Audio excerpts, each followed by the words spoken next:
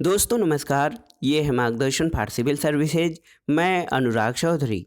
दोस्तों मार्गदर्शन एनसीईआरटी श्रृंखला में आप पढ़ेंगे 11वीं कक्षा के अर्थशास्त्र, भारतीय अर्थव्यवस्था के विकास का अध्याय 2, भारतीय अर्थव्यवस्था 1950 से 1990। इस अध्याय में आप जिन टॉपिक्स के बारे में पढ़ेंगे उनमें आर्थिक प्रणालियों के प्रकार जैसे पूंजीवादी, समाजवादी और मिश्रित अर्थव्यवस्था, योजना यानी प्लानिंग क्या है, और भारत में योजना के निर्माता पीसी महालनोबिस यानी प्रशांत चंद्र महालनोबिस के बारे में।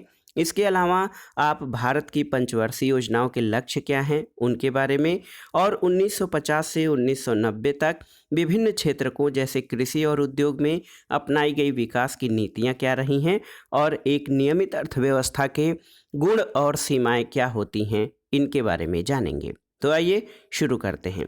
अध्याय शुरू करने से पहले सबसे पहले प्रथम पंचवर्षीय योजना के लक्ष्य को जान लेते हैं। दोस्तों, भारत में योजना का मुख्य उद्देश्य विकास की एक ऐसी प्रक्रिया प्रारंभ करना है जो रहन सहन के स्तर को ऊंचा उठाए तथा लोगों के लिए समृद्ध और वैविध्यपूर्ण जीवन के नए अवसर उपलब्ध कराएगी। तो ये पहली पंचवर्षीय योजना में योजनाओं का लक्ष्य निर्धारित किया गया था। तो आइए शुरू करते हैं आज का अध्याय। सबसे पहले इंट्रोडक्शन देखते हैं दोस्तों।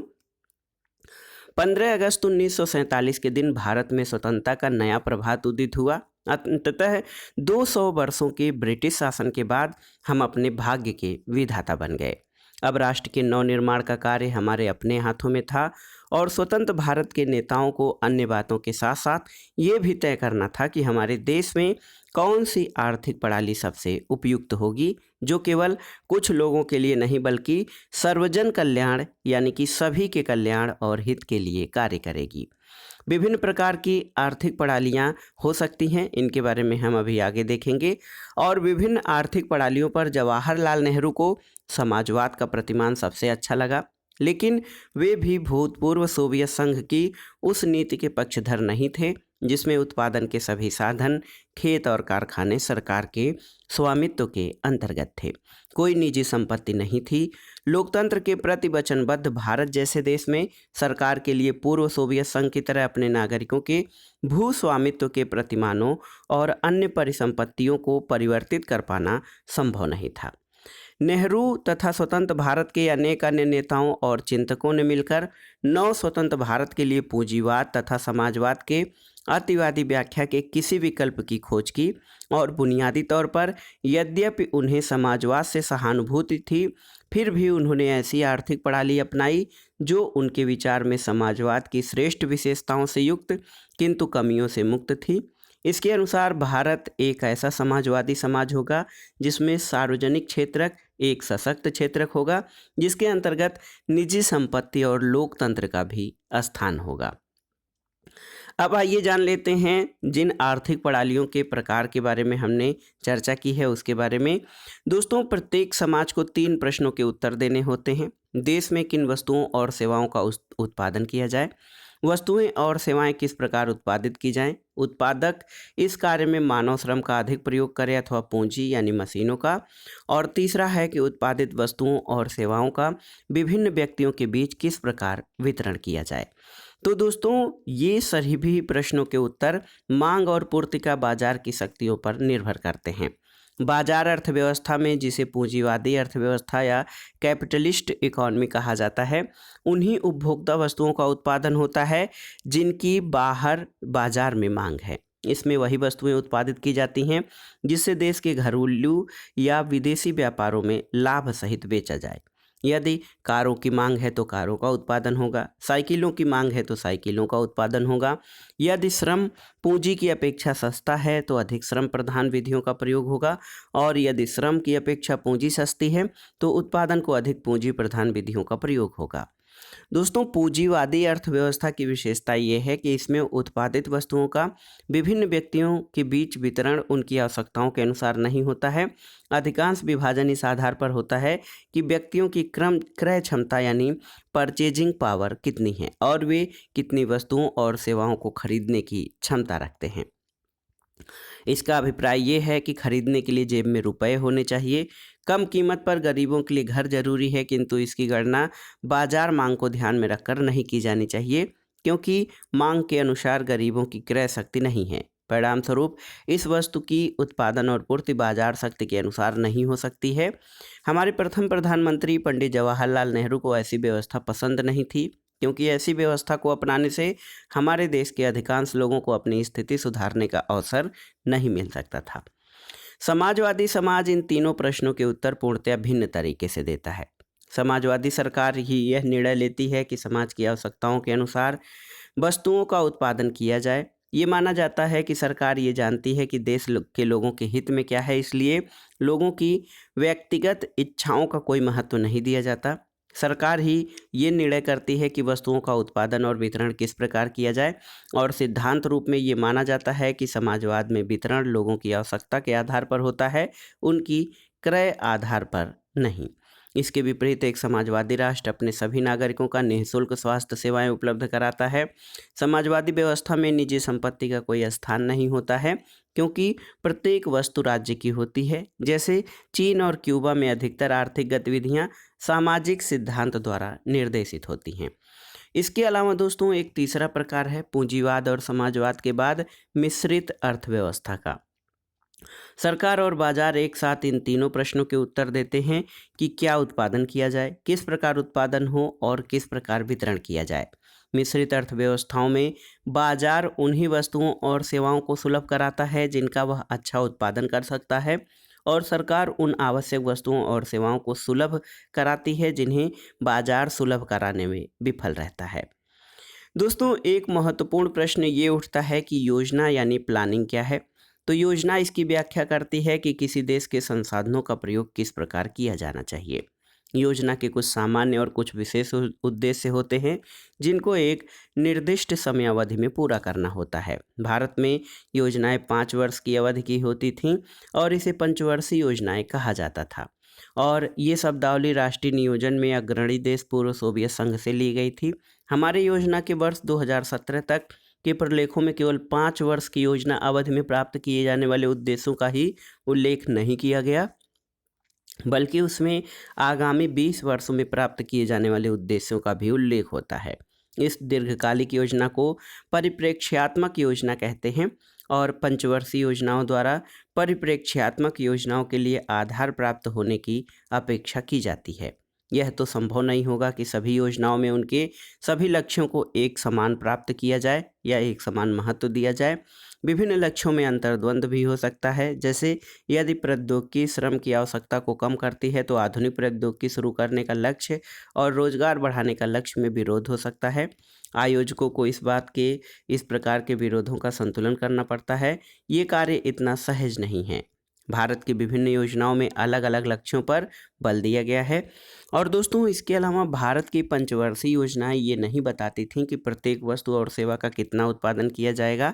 यह न तो संभव है न आवश्यक है। अतः इतना ही पर्याप्त है कि योजनाएं उन्हीं क्षेत्रकों के विषय में स्पष्ट लक्ष्य निर्धारित करें जिसमें उनकी महत्वपूर्ण भूमिका हो, जैसे कि विद्युत उत्पादन और सिंचाई आदि। शेष को बाजार पर छोड़ दिया जाना ही श्रेयस्कर होता है। दोस्तों भारतीय अर्थव्यवस्था में क्या है कि जो मिश्रित अर्थव्यवस्था या मिश्रित आर्थिक प्रणाली को अपनाया गया है, इसमें जो है दोस्तों समाजवाद और लोक कल्याण के साथ साथ निजी क्षेत्र को भी बनने दिया गया है, ताकि लोगों के कल्याण और जो पूंजीवाद की कुछ विशेषताएं हैं उनको भी शामिल किया जाए। औद्योगिक नीति प्रस्ताव 1948 और भारतीय संविधान के नीति निर्देशक सिद्धांतों का भी ये दृष्टिकोण है। 1950 में प्रधानमंत्री की अध्यक्षता में योजना आयोग की स्थापना की गई थी और इस तरह से पंचवर्षीय योजनाओं के युग का सूत्रपात हुआ। पंचवर्षीय योजनाओं के लक्ष्य क्या हैं? दोस्तों किसी योजना के स्पष्टतः निर्दिष्ट लक्ष्य होने चाहिए, तभी ये वो योजना सार्थक हो सकती है। पंचवर्षीय योजनाओं के लक्ष्य थे समृद्धि, आधुनिकीकरण, आत्मनिर्भरता और समानता। इसका अर्थ ये नहीं है कि प्रत्येक योजना में इन सभी लक्ष्यों को समान महत्व दिया गया है। सीमित संसाधनों के कारण प्रत्येक योजना में ऐसे लक्ष्यों का चयन करना पड़ता है जिनको प्राथमिकता दी जानी है। हाँ, योजनाकारों को ये सुनिश्चित करना होता है कि जहाँ तक संभव हो चारों उद्देश्यों में कोई अंतर्विरोध न हो। तो आइए इन लक्ष्यों का, जो कि योजना के लक्ष्य निर्धारित किए गए थे, इनके बारे में थोड़ा विस्तार से जानें। देखिए दोस्तों, समृद्धि या ग्रोथ, तो इसका अर्थ है देश में वस्तुओं और सेवाओं के उत्पादन क्षमता में वृद्धि। इसका अभिप्राय उत्पादक पूंजी के अधिक भंडार या परिवहन, बैंकिंग आदि सहायक सेवाओं का विस्तार या उत्पादक पूंजी और सेवाओं की, दोस्तों देखिए, सेवाओं की दक्षता में वृद्धि से है। अर्थशास्त्र की भाषा में आर्थिक समृद्धि का प्रामाणिक सूचक सकल घरेलू उत्पाद यानी क्रॉस डोमेस्टिक प्रोडक्शन में निरंतर वृद्धि होता है। जीडीपी आप जानते हैं, एक वर्ष की अवधि में देश में हुए सभी अंतिम वस्तुओं और सेवाओं के उत्पादन का बाजार मूल्य होता है। और आपने ये धारणा पढ़ी है, यदि जीडीपी को एक केक मान लिया जाए तो समृद्धि का अर्थ इसके आकार में वृद्धि होना है। यदि केक बड़ा होगा तो अधिक लोग उपभोग कर पाएंगे। यदि भारतीय जनता को अधिक समृद्ध और विविधतापूर्ण जीवन यापन करना है, जो कि प्रथम पंचवर्षीय योजना में निर्धारित किया गया था, तो वस्तुओं और सेवाओं का अधिक उत्पादन करना जरूरी है। देश का सकल घरेलू उत्पाद देश की अर्थव्यवस्था के विभिन्न क्षेत्रकों से प्राप्त होता है। ये क्षेत्रक हैं कृषि क्षेत्रक, औद्योगिक क्षेत्रक और सेवा क्षेत्रक। दोस्तों, इन क्षेत्रकों के योगदान से ही अर्थव्यवस्था का ढांचा तैयार होता है। कुछ देशों में सकल घरेलू उत्पाद की समृद्धि में कृषि का योगदान अधिक होता है, तो कुछ में सेवा क्षेत्रक की वृद्धि इसमें अधिक योगदान करती है। दोस्तों, अगला टॉपिक, जो योजनाओं के लक्ष्य निर्धारित किए गए हैं, उनको जानने से पहले आइए जानते हैं भारत में योजनाओं के निर्माता पीसी महालनोबिस के बारे में। दोस्तों, भारत की पंचवर्षीय योजनाओं के निर्माण में अनेक प्रसिद्ध विचारकों का योगदान रहा। उसमें सांख्यिकीविद प्रशांत चंद्र महालनोबिस का नाम उल्लेखनीय है। द्वितीय पंचवर्षीय योजना का एक सामान्य विकासात्मक योजना में महत्वपूर्ण योगदान है और योजना का काम सही मायने में द्वितीय पंचवर्षीय योजना से प्रारंभ हुआ। इसमें भारतीय योजना के लक्ष्यों को संबंधित आधारित विचार दिए गए हैं। ये योजना महालनोबिस के विचारों पर आधारित थी। इस अर्थ में उन्हें भारतीय योजना का निर्माता माना जा सकता है। महालनोबिस का जन्म 1893 में कोलकाता में हुआ था। इनकी शिक्षा प्रेसिडेंसी कॉलेज कलकत्ता से और सेंट्रल यूनिवर्सिटी इंग्लैंड में हुई थी। सांख्यिकी विषय में उनके योगदान के कारण उन्हें अंतर्राष्ट्रीय ख्याति मिली और 1945 में उन्हें ब्रिटेन की एक सोसाइटी का फेलो यानी सदस्य बनाया गया। ये वैज्ञानिकों की एक सर्वाधिक प्रतिष्ठित संगठन है जिसका सदस्य केवल उत्कृष्ट वैज्ञानिकों को बनाया जाता है। महालनोबिस ने कलकत्ता में भारतीय सांख्यिकी संस्थान यानी आईएसआई की स्थापना की और सांख्य नाम से एक जर्नल निकाला, जो आज भी सांख्यिकी विदों के लिए परस्पर विचार विमर्श के लिए एक प्रतिष्ठित मंच बना हुआ है। आज भी आईएसआई तथा सांख्य दोनों को समस्त विश्व में सांख्यिकी विदों और अर्थशास्त्रियों द्वारा अति सम्मान की दृष्टि से देखा जाता है। दोस्तों, द्वितीय पंचवर्षीय योजना के दौरान महालनोबिस ने भारत के आर्थिक विकास के लिए भारत तथा विदेशों से प्रतिष्ठित अर्थशास्त्रियों को आमंत्रित किए जाने की सलाह दी। कालांतर में इनमें से कुछ अर्थशास्त्रियों को नोबेल पुरस्कार भी मिला। ये इस बात को दर्शाता है कि उन्हें प्रतिभाशाली व्यक्तियों की पहचान थी। महालनोबिस द्वारा आमंत्रित किए गए अर्थशास्त्रियों में वो लोग भी थे जो द्वितीय पंचवर्षीय योजना के समाजवादी सिद्धांतों के कटु आलोचक थे। दूसरे शब्दों में, वे अपने आलोचकों को सुनने के भी इच्छुक थे। यह उनकी महान विद्वता का द्योतक है। आज अनेक अर्थशास्त्री महालनोबिस की योजना संबंधी दृष्टिकोण को अस्वीकार करते हैं, लेकिन भारत को आर्थिक प्रगति के पथ पर अग्रसर करने में उनकी महत्वपूर्ण भूमिका के लिए उन्हें सदैव याद किया जाएगा और सांख्यिकीविद सांख्यिकी सिद्धांत में उनके इस योगदान से लाभ उठाते रहेंगे। दोस्तों, हमने अभी चर्चा की है अर्थव्यवस्था के क्षेत्रकों की, जिसमें देखिए कृषि, उद्योग और सेवा क्षेत्रक हैं। तो सेवा क्षेत्रक क्या है? दोस्तों, देश के विकास के साथ साथ इसमें एक संरचनात्मक परिवर्तन आता है।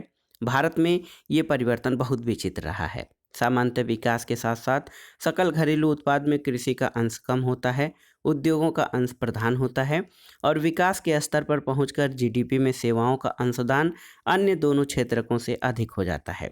भारत में, जैसा कि एक गरीब देश की अपेक्षा की जाती है, जीडीपी में कृषि का अंश 50% से अधिक था, लेकिन 1990 में सेवा क्षेत्रक बढ़कर 40.59% हो गया। ये कृषि और उद्योग दोनों से ही अधिक था। ऐसी स्थिति में ये स्थिति प्रायः विकसित देशों में पाई जाती है। 1991 की अवधि में तो सेवा क्षेत्र के अंश समृद्धि की यह प्रवृत्ति और बढ़ गई और इस देश में वैश्वीकरण का प्रारंभ हुआ और इसके बारे में हम आगे चर्चा करेंगे। समृद्धि के बाद दूसरी बात जो है योजनाओं का जो लक्ष्य है वो है आधुनिकीकरण यानी मॉडर्नाइजेशन। दोस्तों, वस्तुओं और सेवाओं का उत्पादन बढ़ाने के लिए उत्पादकों को नई प्रौद्योगिकी यानी टेक्नोलॉजी अपनानी पड़ती है। जैसे किसान पुराने बीजों के स्थान पर नई किस्म के बीजों का प्रयोग करके खेतों की पैदावार बढ़ा सकता है। उसी प्रकार एक फैक्ट्री नई मशीनों का प्रयोग करके उत्पादन बढ़ा सकती है। नई प्रौद्योगिकी का अपनाना ही आधुनिकीकरण है। आधुनिकीकरण केवल नवीन प्रौद्योगिकी के प्रयोग तक सीमित नहीं है, इसका उद्देश्य सामाजिक दृष्टिकोण में भी परिवर्तन लाना है। जैसे यह स्वीकार करना कि महिलाओं का अधिकार भी पुरुषों के समान होना चाहिए। परंपरागत समाज में नारी का कार्य क्षेत्र घर की सीमाओं तक सीमित मान लिया जाता है।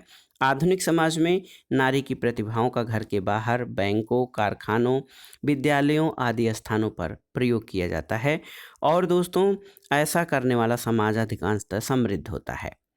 तीसरी बात जो योजनाओं के लक्ष्य के संबंध में है वो है आत्मनिर्भरता।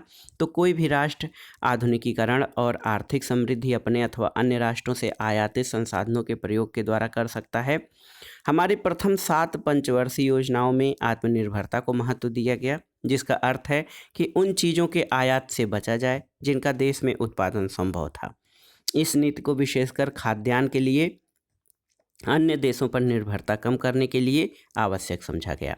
हाल में विदेशी शासन से मुक्त हुए देश के लिए लोगों की आत्मनिर्भरता की नीति को महत्व दिया जा सकता था और ये महत्व देना बहुत ज़रूरी था। इसके अलावा ये आशंका भी थी कि आयातित खाद्यान्न, विदेशी प्रौद्योगिकी और पूंजी पर निर्भरता किसी न किसी रूप में हमारी देश की नीतियों में विदेशी हस्तक्षेप को बढ़ाकर हमारी संप्रभुता में बाधा डाल सकती है।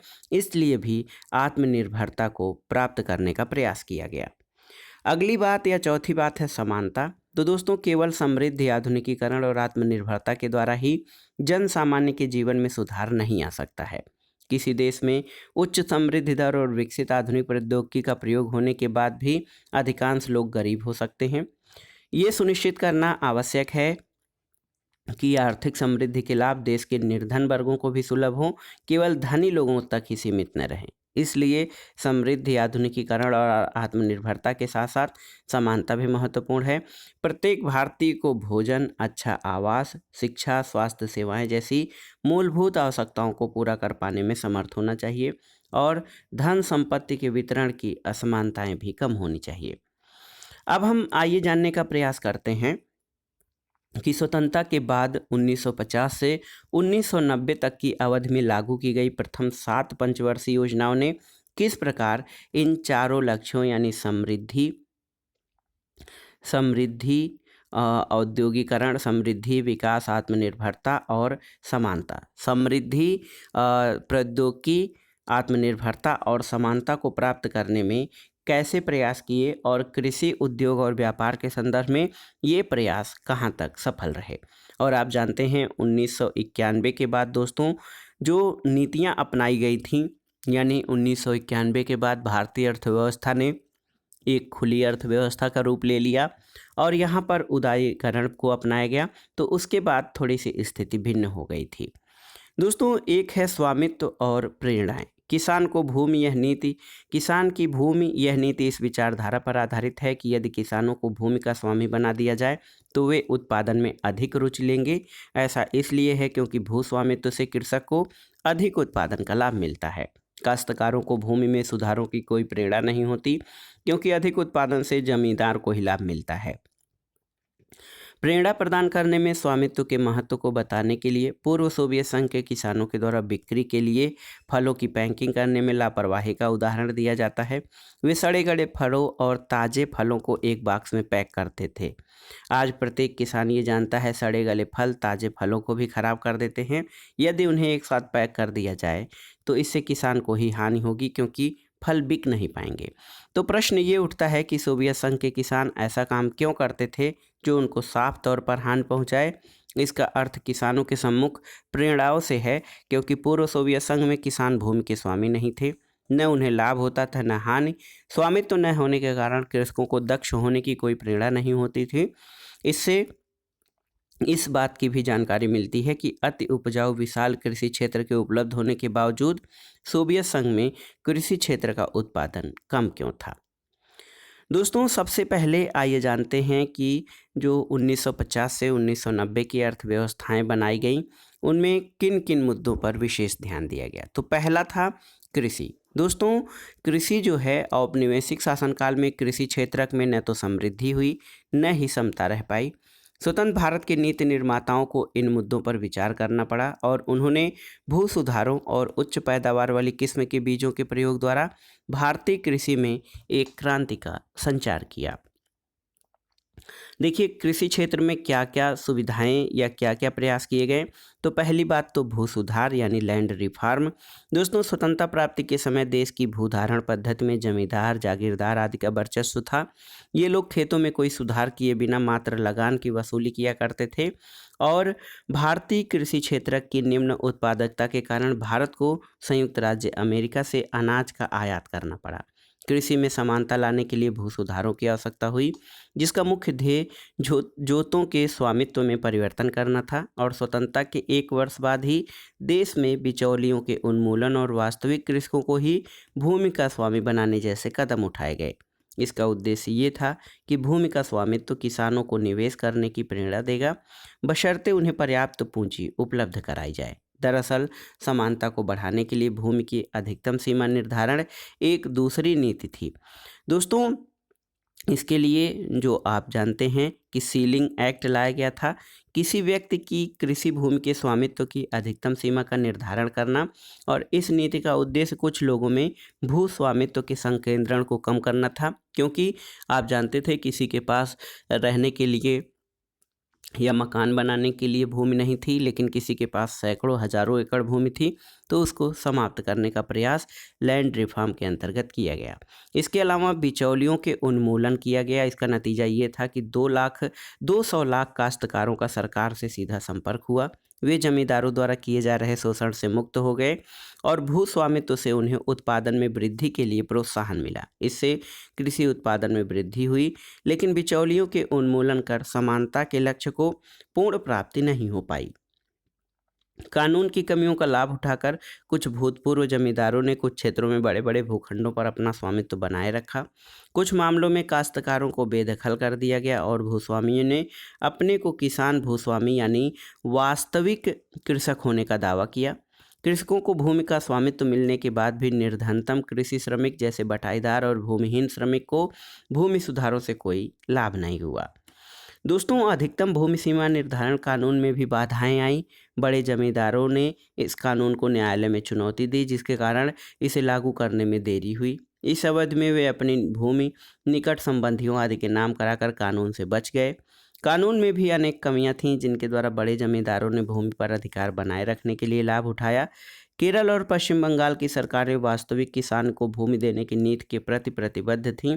इस कारण इन प्रांतों में भू सुधार कार्यक्रमों को विशेष सफलता मिली। दुर्भाग्यवश अन्य प्रांतों की सरकारों में इस स्तर की प्रतिबद्धता नहीं थी, इसलिए आज तक जोतों में भारी असमानता बनी हुई है। कृषि क्षेत्र में सुधार के लिए एक महत्वपूर्ण क्रांति हरित क्रांति थी। दोस्तों, स्वतंत्रता के समय देश की 75% जनसंख्या कृषि पर आधारित थी और इस क्षेत्र में उत्पादकता बहुत ही कम थी, क्योंकि पुरानी प्रौद्योगिकी का प्रयोग किया जाता था और अधिसंख्य किसानों के पास आधारिक संरचना का भी बहुत ही अभाव था। भारत की कृषि मानसून पर निर्भर है। यदि मानसून स्तर कम होता था तो किसानों को कठिनाई होती थी, क्योंकि उन्हें सिंचाई सुविधाएं उपलब्ध न थीं। यह सुविधा कुछ ही किसानों के पास थी। औपनिवेशिक काल का कृषि गतिरोध हरित क्रांति से अस्थायी रूप से समाप्त हो गया। इसका तात्पर्य हरित क्रांति का मुख्य उद्देश्य दोस्तों उच्च पैदावार यानी हाई यील्डिंग वैरायटी किस्मों के बीजों के प्रयोग से है, विशेषकर गेहूं और चावल उत्पादन में वृद्धि से, और इन बीजों के प्रयोग के लिए पर्याप्त मात्रा में उर्वरक, कीटनाशक और निश्चित जलपूर्ति की आवश्यकता थी। इन आगतों का सही अनुपात में प्रयोग होना भी महत्वपूर्ण है और बीजों की अत्यधिक पैदावार वाली किस्मों से लाभ उठाने वाले किसानों को सिंचाई की विश्वसनीय सुविधाएं और उर्वरकों और कीटनाशकों की खरीदारी के लिए वित्तीय संसाधनों की भी आवश्यकता थी। तो हरित क्रांति के पहले चरण में, जो कि 1960 के दशक के मध्य में और 1970 के दशक के मध्य तक चला, इसमें उच्च उत्पादन क्षमता वाले बीजों का प्रयोग पंजाब, आंध्र प्रदेश और तमिलनाडु जैसे अधिक समृद्ध राज्यों तक ही सीमित रहा। इसके अलावा हाई यील्डिंग वैरायटी बीजों का लाभ केवल और केवल दोस्तों गेहूं पैदा करने वाले क्षेत्रों को ही मिल पाया। हरित क्रांति के द्वितीय चरण 1970 के दशक के मध्य से 1980 के दशक के मध्य तक में दोस्तों हाई यील्डिंग वैरायटी बीजों की प्रौद्योगिकी का विस्तार कई राज्यों में पहुंचा, कई फसलों को लाभ हुआ। इस प्रकार हरित क्रांति प्रौद्योगिकी के प्रसार से भारत को खाद्यान्न उत्पादन में आत्मनिर्भरता मिली। अब भारत अपने खाद्य संबंधी आवश्यकताओं की पूर्ति के लिए अमेरिका या किसी अन्य देश पर निर्भर नहीं था। यदि किसान बाजार में बेचने की जगह इस उत्पादन का अधिकांश भाग स्वयं ही उपभोग करे तो अधिक उत्पादन से अर्थव्यवस्था पर कुल मिलाकर कोई फर्क नहीं पड़ेगा। दूसरी ओर यदि किसान पर्याप्त मात्रा में अपना उत्पादन बाजार में बेच सके तो अधिक उत्पादन का निश्चय ही अर्थव्यवस्था पर प्रभाव पड़ सकता है। किसानों द्वारा उत्पादन का बाजार में बेचा गया अंश ही विपणित अधिशेष कहलाता है और हरित क्रांति काल में किसान अपने गेहूं और चावल के अतिरिक्त उत्पादन का अच्छा खासा भाग बाजार में बेच रहे थे। दोस्तों, इसके फलस्वरूप खाद्यान्नों की कीमतों में उपभोग की अन्य वस्तुओं की अपेक्षा कमी आई। अपनी कुल आय के बहुत बड़े प्रतिशत का भोजन पर खर्च करने वाले निम्न आय वर्गों की कीमतों में इस सापेक्ष कमी से बहुत लाभ हुआ। हरित क्रांति के कारण सरकार पर्याप्त खाद्यान्न प्राप्त कर सुरक्षित स्टॉक बना सकी, जिससे खाद्यान्नों की कमी के समय प्रयोग किया जा सकता था। दोस्तों, हरित क्रांति से देश बहुत लाभान्वित हुआ, पर यह प्रौद्योगिकी पूरी तरह निरापद नहीं है। एक जोखिम था कि इससे छोटे और बड़े किसानों के बीच असमानताएं बढ़ने की संभावना थी। केवल बड़े किसान अपेक्षित आगतों को खरीदने में सक्षम थे, जिससे उन्हें हरित क्रांति का अधिकांश लाभ प्राप्त हो जाता था। इसके अतिरिक्त इन फसलों में कीटनाशकों के आक्रमण की भी संभावनाएं थीं। ऐसी दशा में इन प्रौद्योगिकी को अपनाने वाले छोटे किसानों की फसल का सब कुछ नष्ट हो जाता है। सौभाग्यवश सरकार द्वारा किए गए कुछ उपायों के कारण ये आशंकाएं सत्य साबित नहीं हुई। सरकार ने निम्न ब्याज दर पर छोटे किसानों को ऋण दिए, उर्वरकों पर आर्थिक सहायता दी ताकि छोटे किसानों को भी ये आवश्यक इनपुट यानी आगत उपलब्ध हो सकें। छोटे किसानों को इन आगतों की प्राप्ति से छोटे खेतों की उपज और उत्पादकता भी समय के साथ बड़े खेतों की पैदावार के बराबर हो गई। इस प्रकार हरित क्रांति से छोटे बड़े सभी किसानों को लाभ मिला। सरकार द्वारा स्थापित अनुसंधान संस्थानों की सेवाओं के कारण छोटे किसानों के जोखिम भी कम हुए, जो कीटों के आक्रमण से उनकी फसलों की बर्बादी का कारण थे। यदि सरकार ने इस प्रौद्योगिकी का लाभ छोटे किसानों को उपलब्ध कराने के लिए व्यापक प्रयास नहीं किए होते तो भी हरित क्रांति का लाभ केवल धनी किसानों को ही मिल पाता। सहायकी पर बहस। सहायकी यानी सब्सिडी। दोस्तों, आजकल कृषि क्षेत्र को दी जा रही आर्थिक सहायकी का आर्थिक औचित्य एक बार गर्म बहस का मुद्दा बना हुआ है। इस बात में सभी सहमत हैं कि किसानों द्वारा और सामान्यतः छोटे किसानों द्वारा विशेष रूप से हाई यील्डिंग वैरायटी प्रौद्योगिकी को अपनाने के लिए प्रोत्साहन प्रदान करने के लिए सहायकी दी जानी आवश्यक थी। किसान प्रायः किसी नई प्रौद्योगिकी को जोखिमपूर्ण समझते हैं, इसलिए किसानों द्वारा नई प्रौद्योगिकी की परख के लिए सहायकी जरूरी थी। कुछ अर्थशास्त्रियों का मत है कि एक बार प्रौद्योगिकी का लाभ मिल जाने पर उसके व्यापक प्रचलन के बाद सहायकी या सब्सिडी धीरे धीरे समाप्त कर देनी चाहिए, क्योंकि उसका उद्देश्य पूरा हो गया है। यही नहीं, यद्यप सहायकी का ध्येय तो किसानों को लाभ पहुंचाना है, लेकिन उर्वरक सहायकी का लाभ बड़ी मात्रा में प्रायः उर्वरक उद्योग और अधिक समृद्ध क्षेत्र के किसानों को ही पहुंचता है। इसलिए ये तर्क दिया जाता है कि उर्वरकों पर सहायकी जारी रखने का कोई औचित्य नहीं है। इससे लक्षित समूह को लाभ नहीं होता और सरकारी कोष पर अनावश्यक भारी बोझ पड़ता है। दूसरी ओर कुछ विशेषज्ञों का मत है कि सरकार को कृषि सहायकी जारी रखनी चाहिए, क्योंकि भारत में कृषि बहुत ही जोखिम भरा व्यवसाय है। अधिकांश किसान बहुत गरीब हैं और सहायकी को समाप्त करने से वे अपेक्षित आगतों को प्रयोग नहीं कर पाएंगे। सहायकी समाप्त करने से अमीर और गरीब किसानों के बीच असमानता और बढ़ेगी और समता के लक्ष्य का उल्लंघन होगा। तो इन विशेषज्ञों का तर्क है कि यदि सहायकी से बड़े किसानों तथा उर्वरक उद्योग का अधिक लाभ हो रहा है, तो सही नीति सहायकी समाप्त करना नहीं, बल्कि ऐसे कदम उठाना जिनसे कि केवल निर्धन किसानों को ही इसका लाभ मिल सके। दोस्तों, 1960 के दशक के अंत में देश में कृषि उत्पादकता की वृद्धि से भारत में खाद्यान्न में आत्मनिर्भरता आई है। ये निश्चय ही गौरवपूर्ण अब उपलब्धि रही है। इसके बावजूद नकारात्मक पहलू ये रहा कि 1990 तक देश की 65% जनसंख्या कृषि में लगी थी और अर्थशास्त्री इस निष्कर्ष पर पहुंच रहे हैं कि जैसे जैसे देश संपन्न होता है, सकल घरेलू उत्पाद में कृषि के योगदान में और उस पर निर्भर जनसंख्या में पर्याप्त कमी आती है। लेकिन भारत में 1950 से 1990 की अवधि में जीडीपी में कृषि का अंशदान में कमी आई है, फिर भी कृषि पर निर्भर जनसंख्या के अनुपात में नहीं आई, जो 1950 से 67.50% था, 1990 तक घटकर 64.90% ही हो पाई। और इस क्षेत्र में इतना उत्पादन वृद्धि न्यूनतम श्रम के प्रयोग द्वारा संभव थी। फिर भी इस क्षेत्र में इतनी बड़ी संख्या में लोग लगे रहने की क्या आवश्यकता थी? इसका उत्तर यही है दोस्तों कि उद्योग क्षेत्र और सेवा क्षेत्र कृषि क्षेत्र में काम करने वाले लोगों को नहीं खपा पाए। अनेक अर्थशास्त्री इसे 1950 से 1990 के दौरान अपनाई गई नीतियों की विफलता मानते हैं। यहाँ पर आइए देखते हैं दोस्तों कीमतें संकेतकों के रूप में। तो आप जानते हैं कि बाजार में कीमतों का निर्धारण किस प्रकार से होता है और ये जानना जरूरी है कि कीमतें वस्तुओं की उपलब्धता के संकेतक हैं। यदि कोई वस्तु दुर्लभ हो जाती है या मिलना कठिन हो जाता है तो उसकी कीमत बढ़ जाती है और दोस्तों उसकी प्रयोग के संबंध में सही निर्णय लेने तक उपभोक्ताओं को प्रेरणा मिलती है। यदि निम्न पूर्ति के कारण पानी की कीमत बढ़ जाती है तो लोग इसका प्रयोग सावधानीपूर्वक करेंगे। जैसे जल संरक्षण के लिए बगीचे में पानी देना बंद कर सकते हैं। जब भी पेट्रोल की कीमतें बढ़ती हैं तो हम शिकायत करते हैं और सरकार पर दोषारोपण करते हैं, परंतु पेट्रोल की कीमत में वृद्धि इसकी अधिक कमी को दर्शाती है और कीमत वृद्धि इस बात का संकेतक है कि पेट्रोल कम मात्रा में उपलब्ध है। यह पेट्रोल का कम उपयोग करने और वैकल्पिक ईंधनों की तलाश की प्रेरणा देता है। कुछ अर्थशास्त्रियों का कहना है कि सहायकी यानी सब्सिडी कीमतों को वस्तु की पूर्ति का संकेतक नहीं होने देती।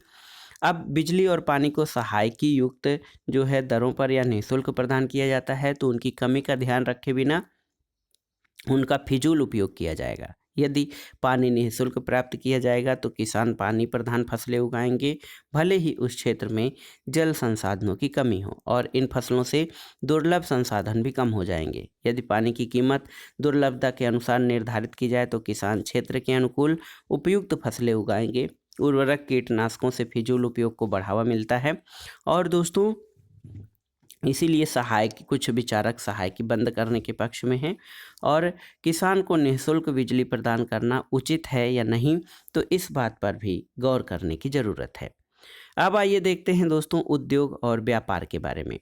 अर्थशास्त्रियों ने ये पाया कि निर्धन राष्ट्र तभी प्रगति कर पाते हैं जब उनमें अच्छे औद्योगिक क्षेत्र होते हैं, उद्योग रोजगार उपलब्ध कराते हैं और कृषि में रोजगार की अपेक्षा अधिक अस्थायी होते हैं। इससे आधुनिकीकरण और समग्र समृद्धि को बढ़ावा मिलता है। इन्हीं कारणों से हमारी पंचवर्षीय योजनाओं में औद्योगिक विकास पर अधिक बल दिया गया था।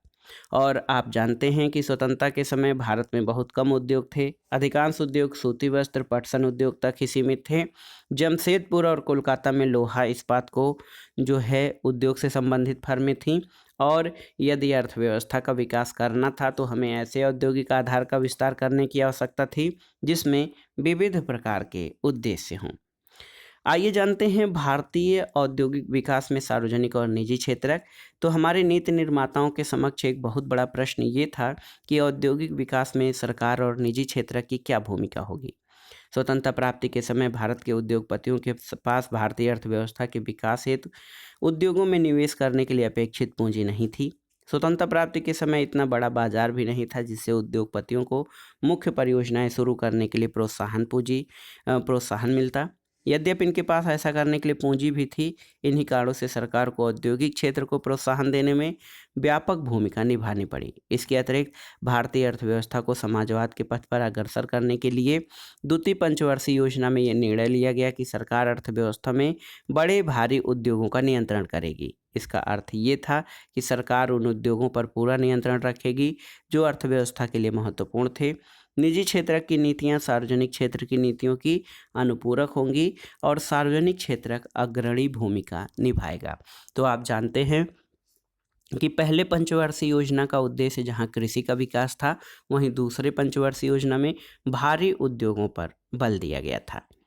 औद्योगिक नीति प्रस्ताव 1956 के बारे में जानते हैं। दोस्तों, भारी उद्योगों पर नियंत्रण रखने के सरकार के लक्ष्य के अनुसार औद्योगिक नीति प्रस्ताव 1956 को अंगीकार किया गया और इस प्रस्ताव को द्वितीय पंचवर्षीय योजना का आधार बनाया गया। द्वितीय योजना में दोस्तों समाज के समाजवादी स्वरूप का आधार तैयार करने का प्रयास किया गया और इस प्रस्ताव के अनुसार उद्योगों को 3 वर्गों में भी विभाजित किया गया। पहले वर्ग में वे उद्योग थे जिन पर सरकार का अनन्य स्वामित्व था।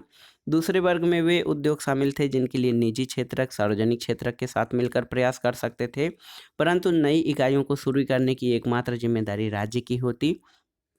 और तीसरे वर्ग में वे उद्योग थे जो निजी क्षेत्रक के अंतर्गत आते थे।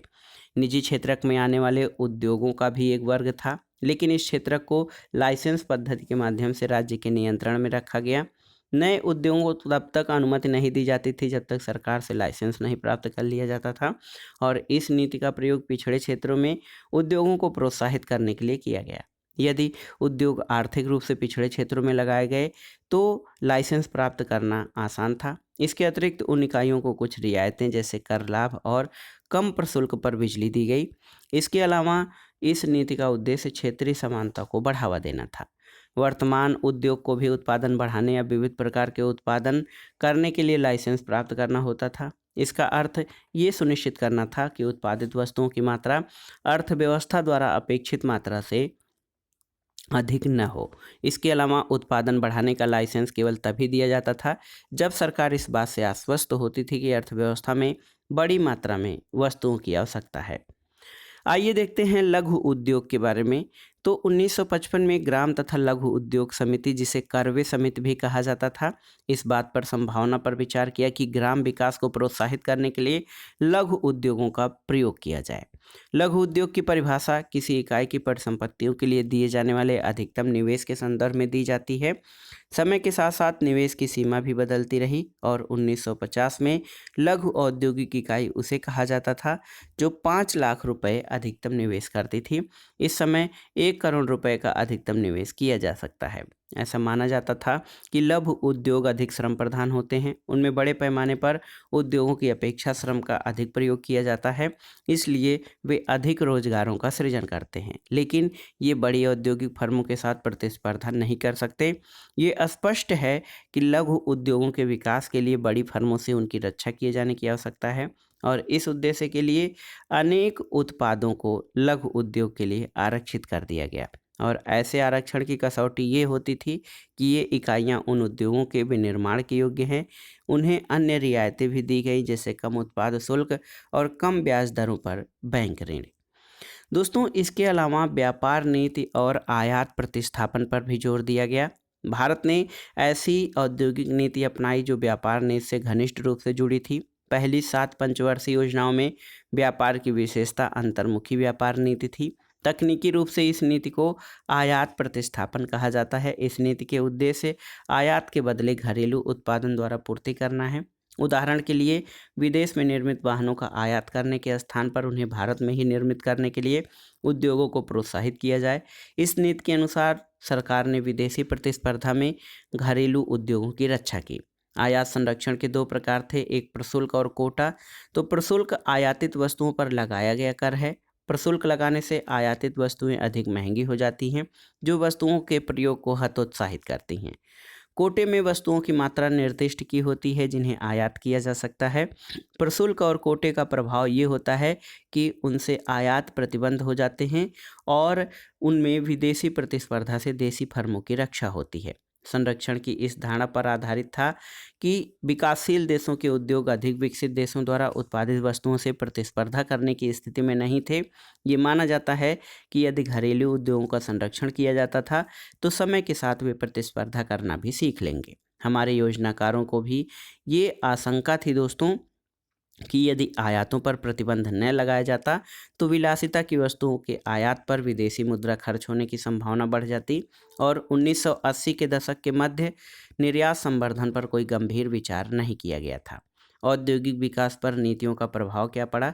तो पहली 7 पंचवर्षीय योजनाओं के दौरान भारत के औद्योगिक क्षेत्र की उपलब्धियां उल्लेखनीय रहीं। औद्योगिक क्षेत्र द्वारा प्रदत्त जीडीपी का अनुपात 1950-51 में 13% से बढ़कर 1990-91 में 24.6% हो गया।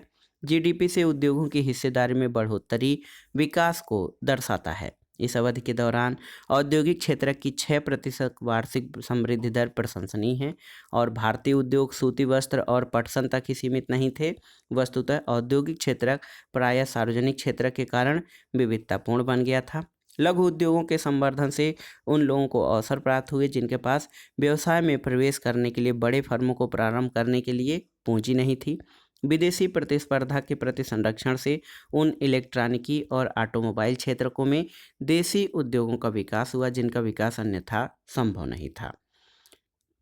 दोस्तों, भारतीय अर्थव्यवस्था की समृद्धि में सार्वजनिक क्षेत्र द्वारा किए गए योगदान के बावजूद कुछ अर्थशास्त्रियों ने सार्वजनिक क्षेत्र के अनेक उद्यमों के निष्पादन की कड़ी आलोचना की। और आप जानते हैं कि शुरू में सार्वजनिक क्षेत्र की आवश्यकता अधिक थी। अब यह व्यापक रूप से स्वीकार किया गया है कि सरकारी उद्यमों ने कुछ वस्तुओं और सेवाओं का उत्पादन जारी रखा जिनकी कोई आवश्यकता नहीं थी। दूरसंचार सेवा का प्रावधान किया जाना दूसरा उदाहरण है। इस उद्योग को सार्वजनिक क्षेत्र में आरक्षण प्रदान किया गया जबकि देखा गया कि निजी क्षेत्र के फर्म भी ये सेवाएं उपलब्ध करा सकते हैं। 1990 के दशक के अंत तक भी प्रतिस्पर्धा न होने के कारण व्यक्ति को टेलीफोन कनेक्शन लेने में लंबे समय तक प्रतीक्षा करनी पड़ती थी। इसका दूसरा उदाहरण मॉडर्न ब्रेड की स्थापना है, जो ब्रेड का निर्माण करने वाली एक फर्म है।